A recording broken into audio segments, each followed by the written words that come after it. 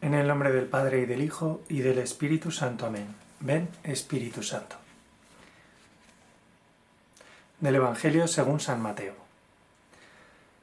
En aquel tiempo dijo Jesús a sus discípulos: No creáis que he venido a abolir la ley y los profetas. No he venido a abolir, sino a dar plenitud. En verdad os digo que antes pasarán el cielo y la tierra que deje de cumplirse hasta la última letra o tilde de la ley. El que se salte uno solo de los preceptos menos importantes y se lo enseñe así a los hombres, será el menos importante en el reino de los cielos. Pero quien los cumpla y enseñe, será grande en el reino de los cielos.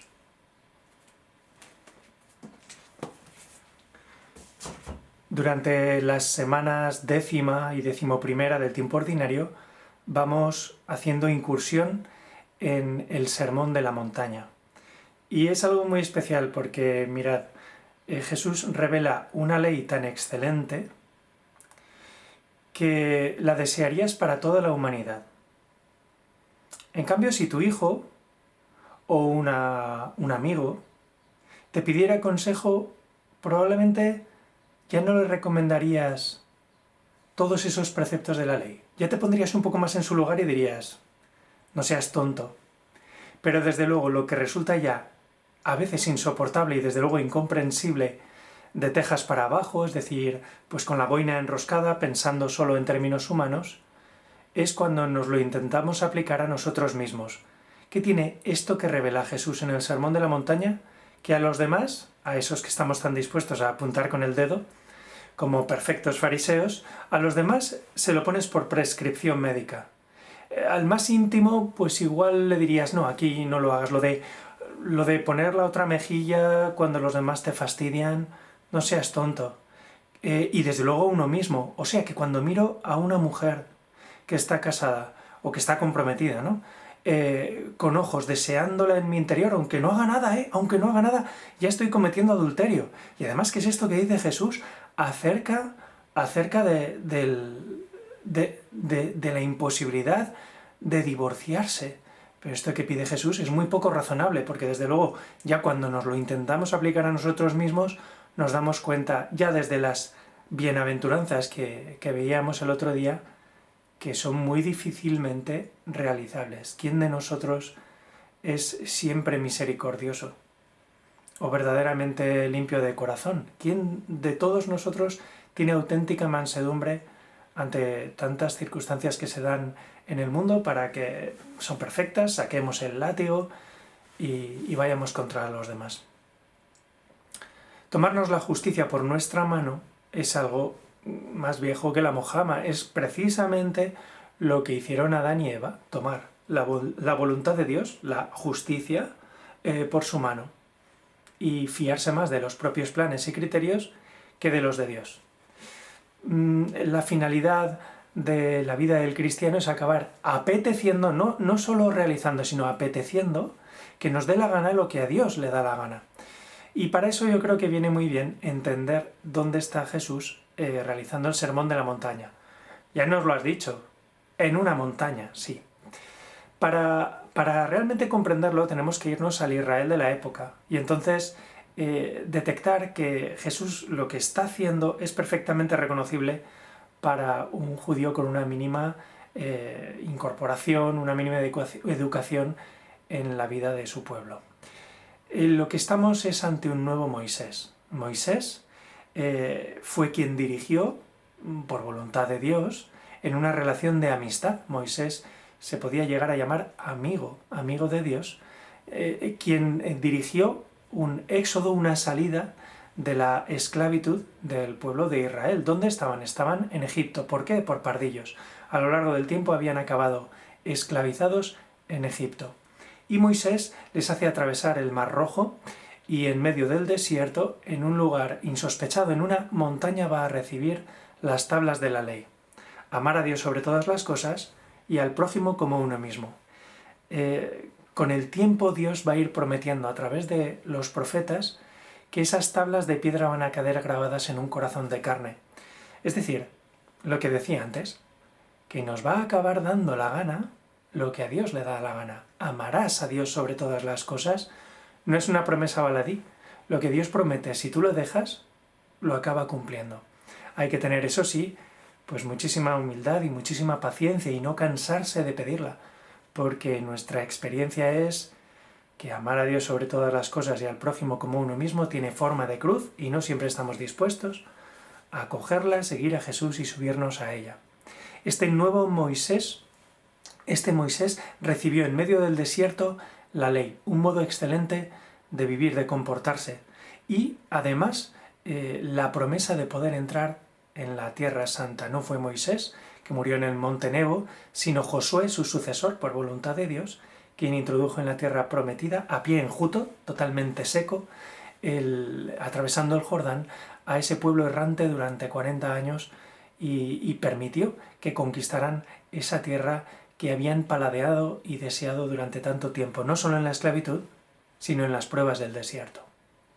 Ahora Jesús, después de su bautismo, comienza y de la elección, los saca, los llama hacia sí, de la elección de los discípulos, Jesús ahora comienza su vida pública. ¿Y cómo la inaugura? Con su programa pastoral.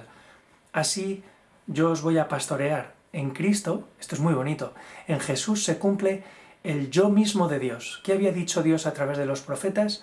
Yo mismo los pastorearé. Yo es que me quedaría aquí, pero bueno, seguimos.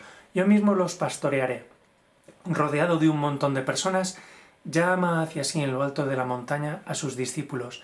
E igual que Moisés, pasó mucho tiempo en la montaña, recibiendo de Dios esas tablas de la ley y después la Torá, en una segunda subida, pues una serie de normas que iban a servir de camino, de pedagogía, de límites dentro de los cuales hay vida y fuera de los cuales cada vez una muerte más gradual y mayor desastre. Este amor de alianza, Jesús lo va a renovar.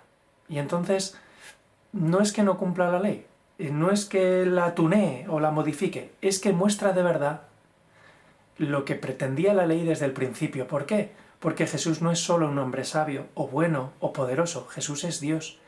Él es quien ha revelado a Moisés, tiempo a, esa ley excelente, y ahora Él, desde el interior, desde el espíritu de la ley, les va a mostrar una ley en plenitud. No perdamos nunca de vista la Pascua, lo que va a venir. Pero los discípulos no lo saben, ellos simplemente han entrado en un caminito de liberación progresiva, de éxodo, y van a pasar por pruebas, las van a pasar con Jesús.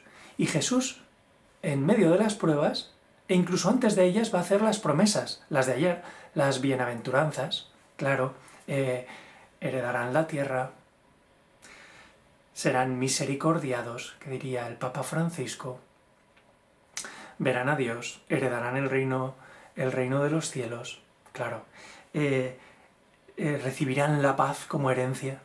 Todas estas promesas son la tierra prometida, son el cielo, que pues ya iremos viendo cómo se materializa, cómo se encarna en nuestra vida. Y es que en Jesucristo, en este nuevo Moisés, que baja a la montaña o que nos hace subir, pues Él se ha encarnado, Él se ha bajado, Él sube también con sus discípulos, pero porque previamente se ha encarnado, es decir, ha bajado. Y este nuevo Moisés, verdaderamente amigo de Dios y de los hombres, puesto que es hijo, y el hijo en una noche de oración elige a los que van a ser sus íntimos, pues este hijo va a revelar la nueva ley. ¿Qué es lo que pide primero? Lo que pide primero es ese éxodo. Convertíos y creed en el Evangelio. El reino de Dios está cerca, convertíos y creed en el Evangelio. Acaba de ser bautizado en el Jordán y a continuación, en una intimidad grande, les desvela la nueva ley. La ley del amor, pero estamos tan acostumbrados a oírlo que me parece que nos tenemos que quitar los tapones de cera porque ante el verdadero amor encarnado de Dios nos quedamos sorprendidos. Parece que Dios se pasa de listo, se pasa de tonto, se pasa de fuerzas. Nos pides demasiado, Jesús, nos pides demasiado. Y dice, es que el que no cumpla hasta la última iota, hasta la última coma, hasta la última letra del alefato, pues no va a poder entender de qué va el reino de los cielos. qué cosa más interesante. ¿Tenéis fuerzas para más? Es que todavía viene lo mejor, he reservado el vino bueno para el final. ¿Por qué? Pues porque en los próximos días, no voy a poner vídeo acerca de esto todos los días, igual hay más vídeos, pero no va a ser acerca de esto. En los próximos minutos Jesús va a desplegar esa nueva ley. Y es nueva porque nos va a dar fuerzas nuevas, inteligencia nueva, un espíritu nuevo para poder realizarlas. Y también es nueva esta ley por el lugar desde el cual el bautizado va a poder realizarla. Nosotros los bautizados podemos esforzarnos en ir realizando esta ley excelente porque Cristo mismo, el Hijo, que nos ha mostrado cuál es la lógica de esta ley, es un logos filial, es una lógica de obediencia filial, vamos a ser capaces cada vez más de ser santificados, es decir, realmente de poder ser misericordiosos hasta el final. No voy a entrar en temas tan sencillos como que la ley de Dios se entiende si te pones en el lugar del que ofende. Y cómo eso de que anden, por ejemplo, mirando a tu esposo con ojos deseosos, aunque no digan nada y no hagan nada, pues nunca le gusta a la esposa. Y entonces dices, ya lo entiendo. O cómo efectivamente nosotros necesitamos ponernos a bien con nuestros hermanos, será uno de los evangelios de esta semana, para poder dirigirnos a Dios. Necesitamos esa pureza de corazón, que nuestro corazón esté pacificado.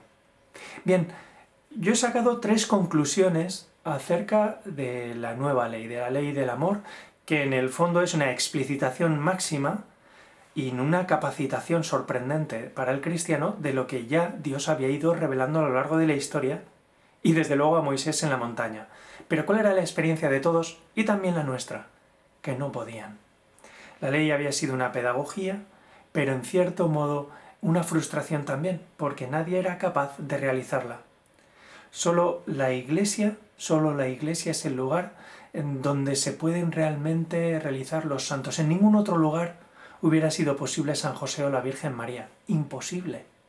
Es solo dentro de este organismo vivo, de esta familia, que Dios mismo ha venido a fundar y desde donde se puede realizar la obediencia filial. ¿Importancia de qué? Estos son los tres puntos que yo quiero regalaros. A ver si es que la ley es más importante de lo que creemos. Primero.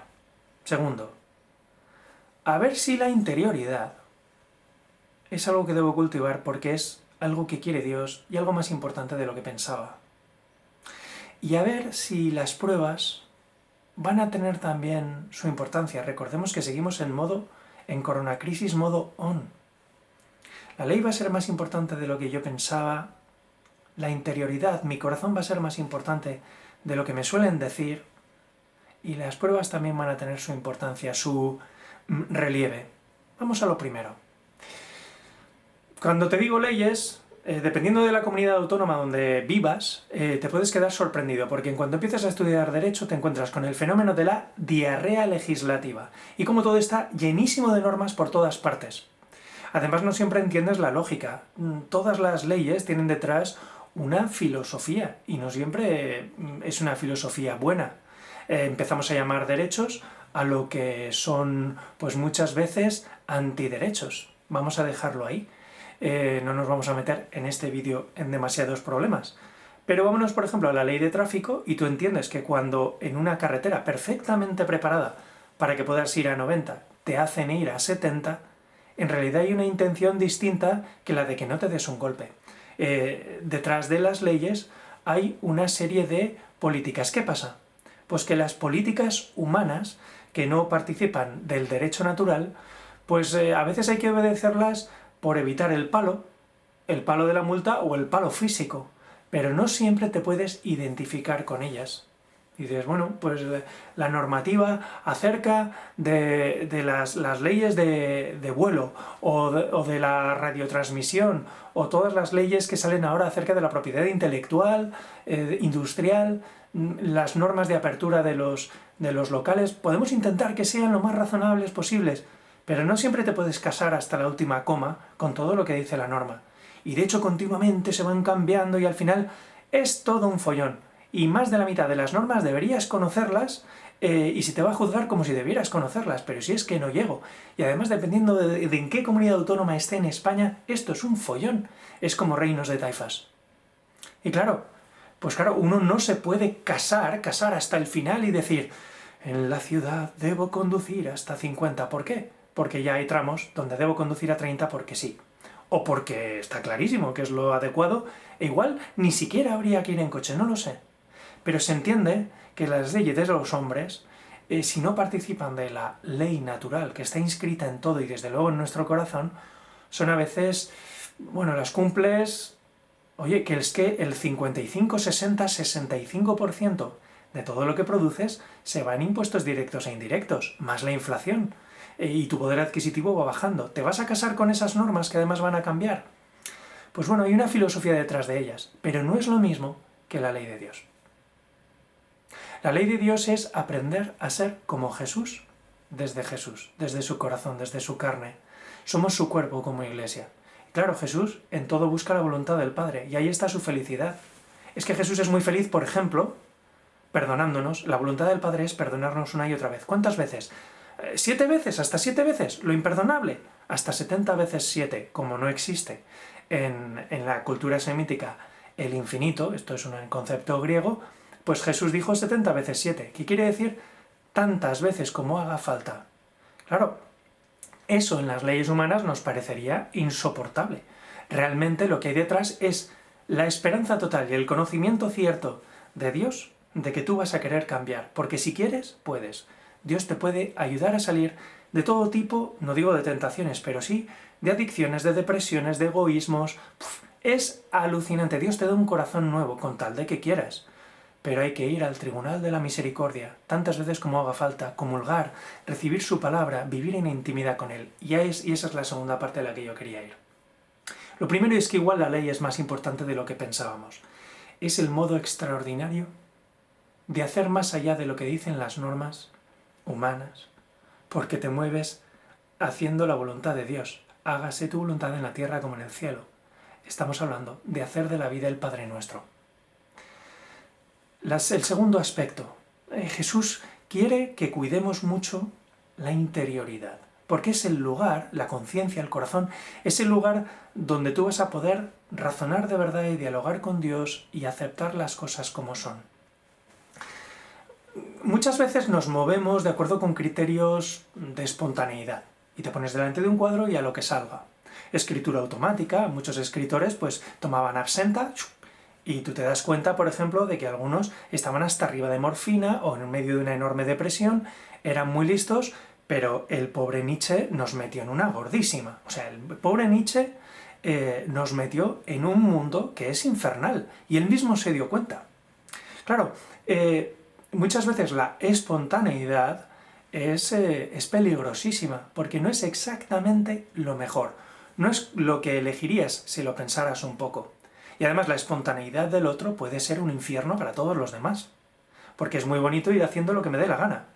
Pero atento al de al lado, porque como haga lo que dé la gana... Bien, es muy importante la interioridad. Pero eso no quiere decir que nuestra fe tenga que ser intimista, que tenga que ser privativa, ¿no? Eso sería una manera totalmente cerrada y escondida de vivir algo que tiene que ser una luz que se pone en lo alto de una ciudad para que ilumine a todos. Es muy distinto de algo intimista, ¿no? La intimidad no es el lugar, esa interioridad donde obedecer al demonio, que siempre te dice, esto no se lo digas a nadie, hasta aquí nadie se va a enterar, no se lo digas a nadie. Tampoco. En cambio es el lugar del que salen los grandes proyectos. Y ahora, por ejemplo, quiero restaurar un hacha, os la voy a enseñar.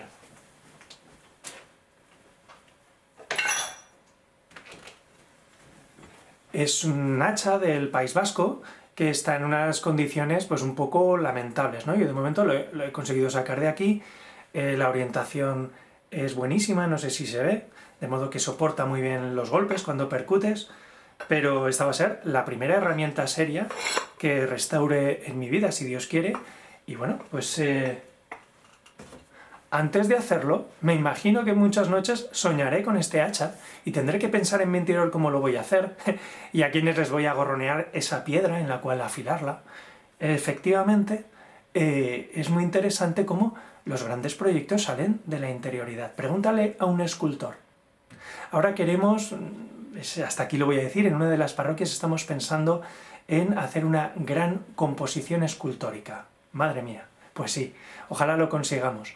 Pues ahí estamos el escultor y yo, desde dentro intentando sacar, ya os enseñaremos imágenes del proyecto, intentando sacar algo que acabe siendo materializado. De modo que la interioridad hay que cuidarla muchísimo porque es el lugar desde el cual se obedece a la verdad de las cosas, a la voluntad de Dios, se busca la justicia. ¿Cómo es? ¿Qué es lo que a los demás debo reconocer? ¿Qué es lo que Dios me quiere dar? La intimidad, esa interioridad es el lugar donde el hijo pródigo recapacitó en su interior y dijo, debería volver a la casa del Padre. O donde Jesús les dice, qué tardos sois para comprender. Tenéis una idea, los discípulos, muy equivocada del reino de Dios. Y eso que venís acompañándome desde hace tanto tiempo llevo con vosotros, ¿verdad? En fin, perdón por la lluvia de ideas, ya vamos terminando. Importancia de la ley, a ver si va a ser otra cosa distinta de lo que yo pensaba. Importancia también de cuidar esa intimidad, esa interioridad, ese corazón, que va a ser el lugar del que deben nacer las cosas. Pero que como me descuide, de ahí sale todo. La idolatría, el confundir los fines con los medios. Eso es la idolatría, confundir un fin con un medio. De modo que acabo usando los fines y a las personas, o usándome a mí mismo, y me vuelvo esclavo del dinero, del poder, de lo que digan los demás, del confort, de la seguridad, y lo acabo idolatrando. Cuando son medios, ¿para qué? Para amarnos entre nosotros. Porque amamos a Dios sobre todas las cosas. Todo aquel que vende un fin al precio de un medio, ya está perdido. Acaba de adquirir una deuda con la verdad y esa deuda se paga. ¿Y dónde se paga? Muchas veces se paga en las pruebas. ¿Cuál era la experiencia que tenía Israel? Pues la de una esclavitud merecida. Y os digo, no sé vosotros, pero yo desde luego la mayor parte de las esclavitudes en las que me he visto o me veo, me las merezco. Hay en el fondo cierta desproporción también, porque a veces hechos muy pequeñitos nos destruyen la vida y dices, si me hubiera dado cuenta. Pero en cualquier caso, esta desproporción, algún día hablaremos de ella, pero gran parte de las pruebas en las que nos vemos son lugares a partir de los cuales podemos crecer. No podremos nunca pasar del egoísmo a la generosidad si no descubrimos un bien ahí fuera. Y para eso están las pruebas, para salir del ombligo, para reconocer que solo Dios es Dios. En medio de las pruebas, Dios se hizo montaña. Y en la montaña nos encontraremos con Él. Pues mi recomendación es esta, que cuando leamos el Evangelio y volvamos una y otra vez, nos quedemos ahí donde decimos, pero Jesús, ¿cómo nos pides tanto? Vete a la montaña. Vete a la montaña y deja que Él mismo te explique algo de lo que yo te he podido dejar. No, mucho más. Porque lo que yo acabo de hacer no es ni rebañar el borde del plato para que quede perfecto. Esto es muchísimo más. Mi recomendación es que te pegues a la Eucaristía. Ahí es donde la mayor parte de las cosas se entienden. Mi recomendación es que te consagres a la Virgen María. En ella, con ella de su mano, es como empezamos a reconocer a su Hijo. Y mi recomendación es que acudas al Tribunal de la Misericordia. Que en la montaña también, en oración, te encuentres con tu Señor y dejes que Él mismo, en intimidad, te diga, vas a poder cumplir la ley. Amarás, amarás, amarás, te lo prometo, amarás. ¿Y cómo lo sé? Pues porque yo estoy contigo todos los días hasta el fin del mundo. ¡Qué bueno es Dios! Pues te voy a dar la bendición después de este vídeo tan largo, pero la verdad es que me parece que es adecuado, porque la fe hay que también desarrollarla a veces. Y deja que esto repose. Yo voy a dejar este vídeo todos los días que haga falta, para que tú mismo pues también te vayas apropiando, si nunca habías oído de estas cosas, de lo que Dios nos promete en el Sermón de la Montaña, que es largo y más tiempo nos da en nuestra vida para que podamos ir haciéndolo carne con su ayuda. El Señor esté con vosotros y la bendición de Dios Todopoderoso, Padre, Hijo y Espíritu Santo, descienda sobre vosotros y os acompañe siempre. Amén.